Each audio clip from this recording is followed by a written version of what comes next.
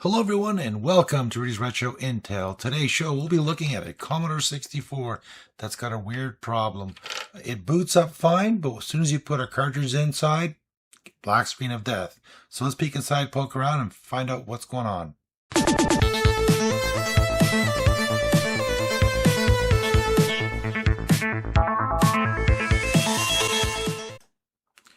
All right, so we have the 64 on the bench. I got the power and the video connected. I'm going to switch cameras here. So I've turned on the capture so we can see what's going on when we boot up. So let's turn it on. And we're turning it on, and we see we have the Commodore 64 screen. Everything looks great and dandy, so this is working. Now the issue is that the computer does not work with the cartridge, so let's plug in the cartridge. So I'm going to plug in, this is my Choplifter cartridge. It is working on my computer. I've cleaned the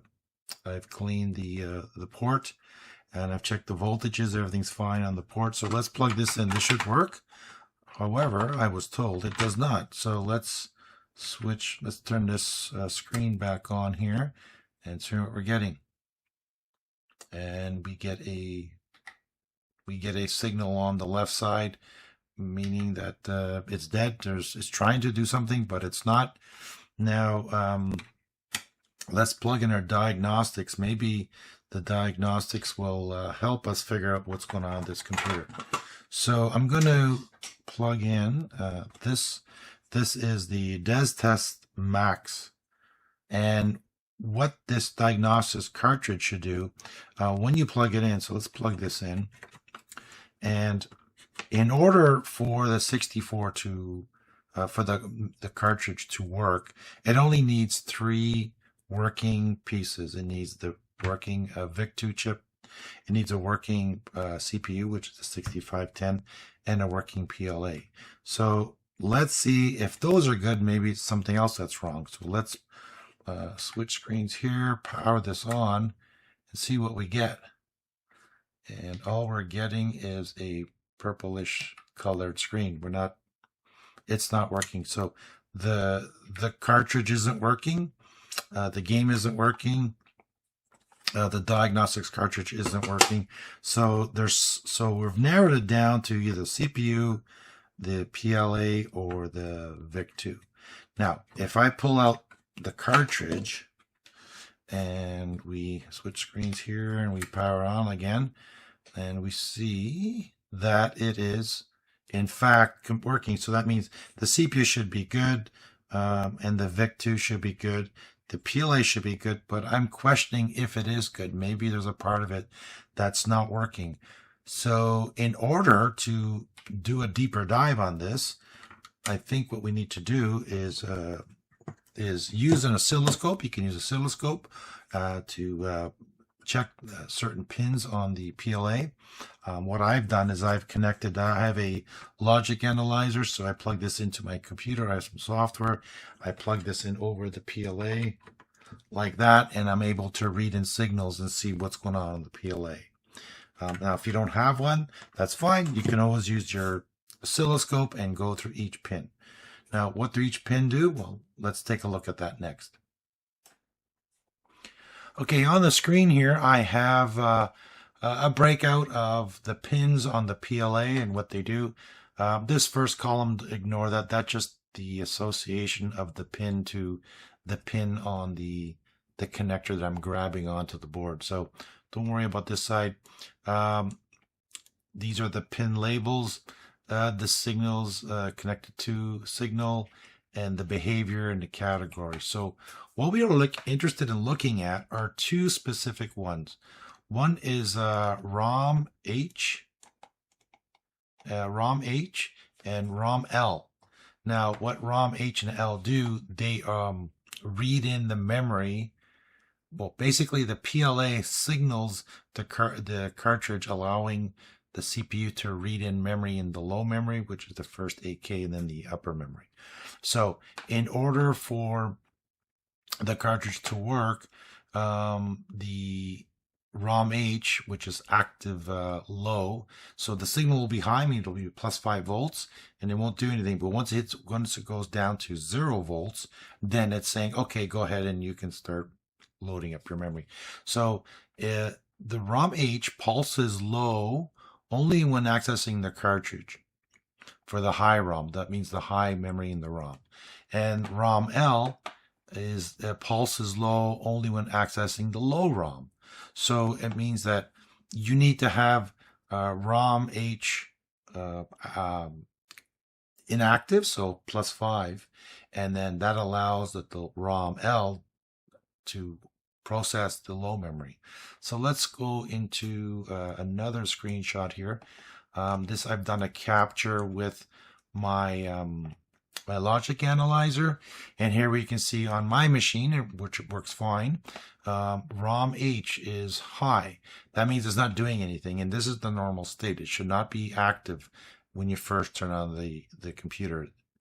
The ROM low L, which is the low memory, should be pulsing. It should be reading in data into the CPU and doing whatever it wants with that data. Now, in this case, on this computer, we're getting a different picture here. In this case, ROM H, which is the high memory, is low, means it's active. It is flooding the data bus with all kinds of information that the CPU, in this case, does not know what to do with it. So it just gets confused, and it stops the low memory from reading. So it can't read the low memory. It doesn't know what to do with the memory, so it just basically crashes and creates a black screen.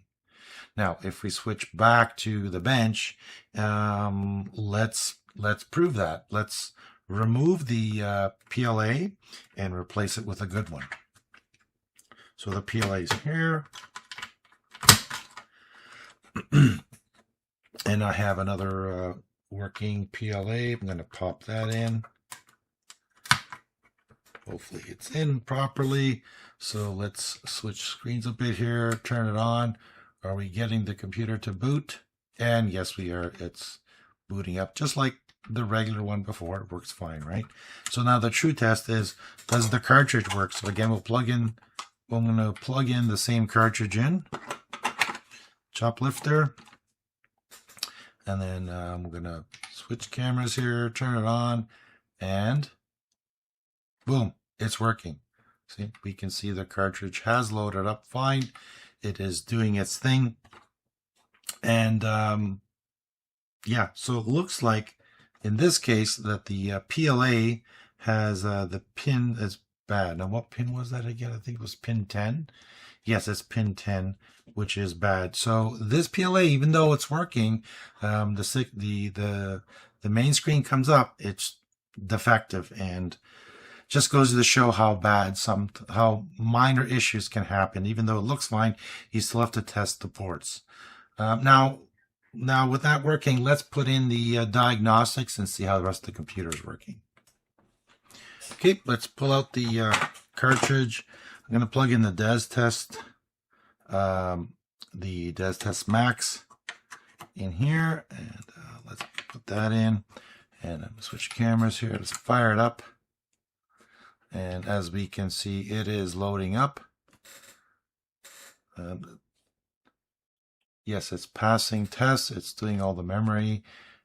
The screen isn't the best. The capture is not picking up the colors 100%, but we can see here that it's running.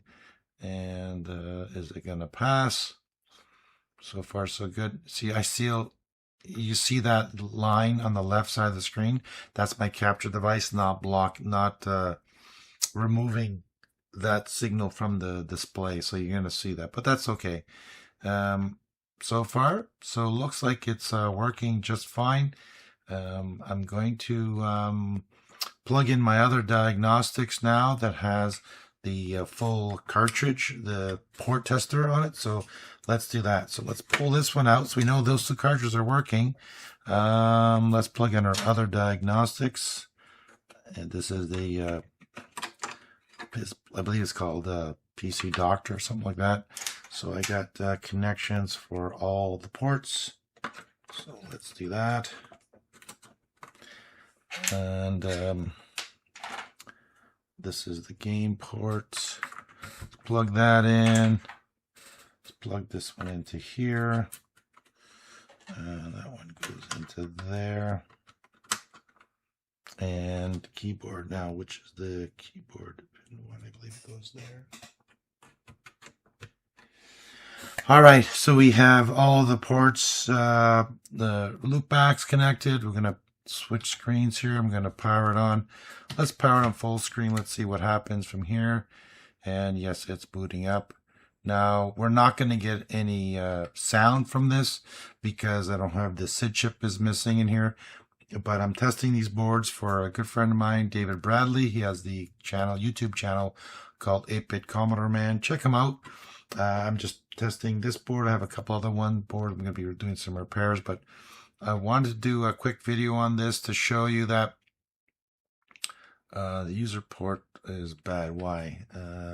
This one here. Yeah, just to show you that, you know, it's people say, oh, PLA, it's always the PLA. It's not always the PLA. Like in this case, if you turned it on, you would have thought PLA is fine. But with additional testing, and in this case, we just plug in a game and it doesn't work, then it could be an issue somewhere on the board. But with the DES test, we know that in order for that to work, you need the PLA, the VIC2, and the CPU to work properly, which they seem to all work properly, but obviously there was an issue, and that was it. So hopefully you liked the video, a quick one, and it looks like the computer is working. There's a slight issue with one of the ports. I'll get into that on my own a little bit later. But thanks for watching. Hope you learned something, and we'll see you in the next one. Take care.